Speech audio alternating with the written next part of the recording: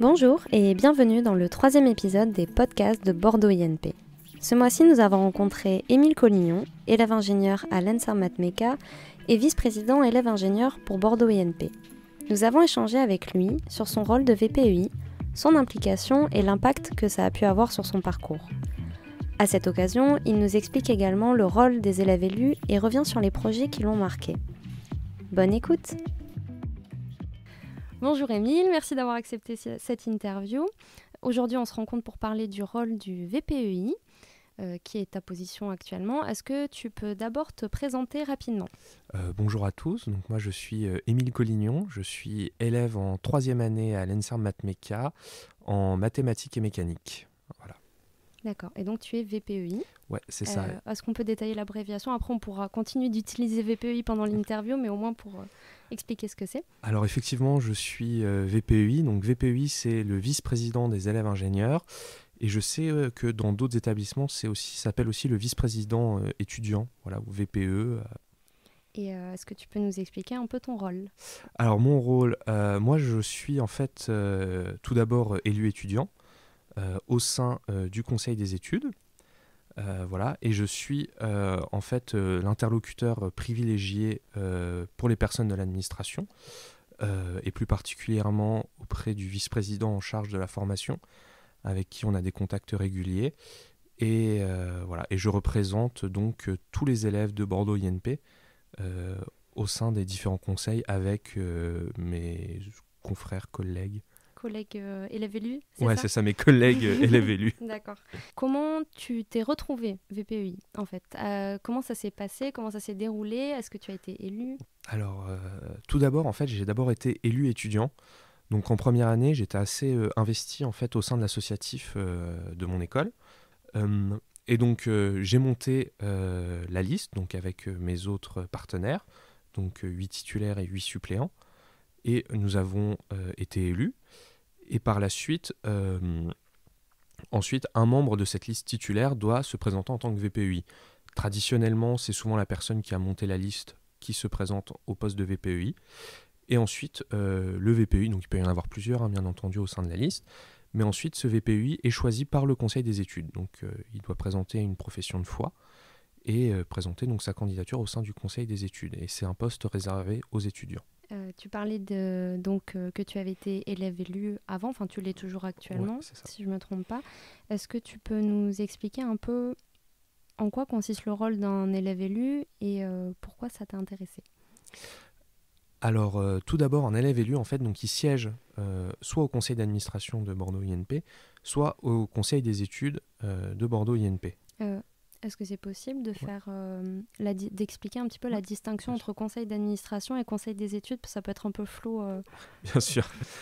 Pour expliquer simplement la différence entre donc, conseil des études et conseil d'administration, en fait, le conseil des études va dans un premier temps valider quelque chose, par exemple le budget des associations de Bordeaux INP.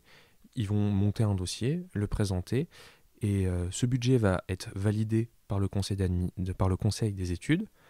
Et ensuite, une fois que ça a été validé par le conseil des études, c'est transmis au conseil d'administration qui, eux, le valident et débloquent les fonds et donnent la position de Bordeaux INP. La position définitive validée de l'administration de Bordeaux INP. Exactement.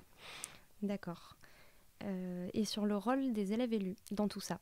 Alors, nous, en tant qu'élèves élus, donc, on est là avant tout pour représenter les étudiants, faire porter la voix des étudiants au sein des conseils. On vote, donc notre voix, ça c'est très important, notre voix a autant de valeur que les représentants des personnels. Et on peut aussi, ça c'est aussi très important, faire remonter des motions que les étudiants aimeraient bien être votées, des choses qui aimeraient bien être discutées en conseil. Nous, on est là pour écouter les étudiants, faire part de leurs remarques et les faire remonter en conseil et ou à l'administration par ailleurs. Voilà. D'accord. Et cette écoute des étudiants, elle passe par quoi en fait ? Comment vous consultez l'avis des élèves de Bordeaux INP ? Alors déjà, nous en tant qu'élèves élus, au sein des différents conseils, on essaye d'avoir un maximum de représentants de chacune des écoles. Donc essayer d'en avoir au moins un présent dans un des conseils. Donc voilà, avoir un élu de l'UNSC par exemple, OCA, NCJ, OCE, etc. Voilà, et donc bientôt l'ENSPIMA, on espère. Voilà, donc déjà ça permet aussi d'être au contact auprès des étudiants. On a aussi une page Facebook, élus étudiants Bordeaux INP, sur lequel on est assez actif, on répond aux C'est le moment messages. de faire la publicité. Voilà. Et ensuite, on est présent normalement sur le site internet, sur le site internet de l'INP. On peut nous contacter via nos adresses mail. Voilà, et aussi quand on nous croise dans les couloirs, bon, on se trimballe pas avec une pancarte, mais on essaie quand même de se faire voir aussi. D'être visible Voilà. auprès des étudiants. D'accord. Et donc, c'est la première année, enfin, c'est cette année que tu es VPUI. Tu es élève élu depuis ta première année ? Depuis ma première année, ouais, exactement. D'accord. Est-ce que tu peux nous parler de l'impact que ça a eu sur ton cursus au sein de Bordeaux INP ?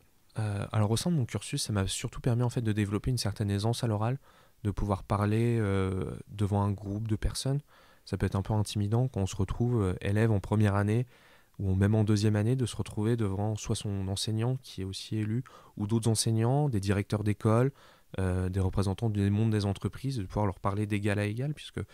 Et ça m'a vraiment appris ça en fait, vraiment cette aisance à l'oral et une prise de responsabilité aussi, puisque on n'engage pas seulement son avis, mais aussi l'avis des personnes, des étudiants de l'école.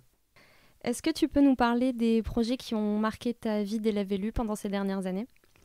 Alors je pense que le premier qui me vient à l'esprit, ça a été la vaste campagne qu'on a mis en place en 2019 sur la consultation au niveau de l'augmentation possible ou non des frais d'inscription. Donc pour ça, on a mis en place un sondage. Et donc moi, mon rôle en tant que VPUI, ça a été donc de gérer ce sondage. Donc on a eu un petit groupe de travail donc avec des élus étudiants, des enseignants et des personnes de l'administration. On s'est mis d'accord sur un sondage, donc pour ça on a pu en discuter. On l'a mis en place de façon anonyme sur le Moodle et après j'ai dû présenter donc ces résultats au sein du conseil pour avoir donc un avis que ce soit des enseignants et aussi des étudiants. Ensuite, la deuxième chose marquante, ça a été la mise en place, d'accompagner la mise en place du réseau d'écoute et d'accompagnement. Voilà, donc... Est-ce que tu peux nous en parler un petit peu rapidement ? Ouais.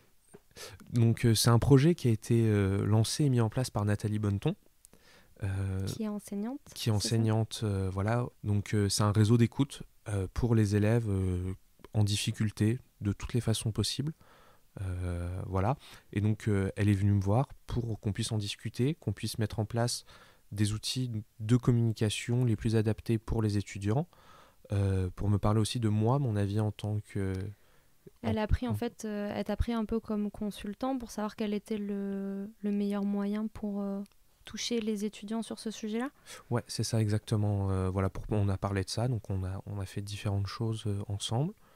Et voilà, je pense que c'est vraiment les deux projets les plus marquants et sur lesquels on s'est vraiment senti, donc pas que moi, mais aussi les autres personnes élus étudiants, utiles pour représenter. Donc, oui, vous avez eu l'impression d'avoir un vrai poids dans les actions qui étaient mises en place. Ouais, c'est ça exactement. D'accord. Il y aura prochainement des élections.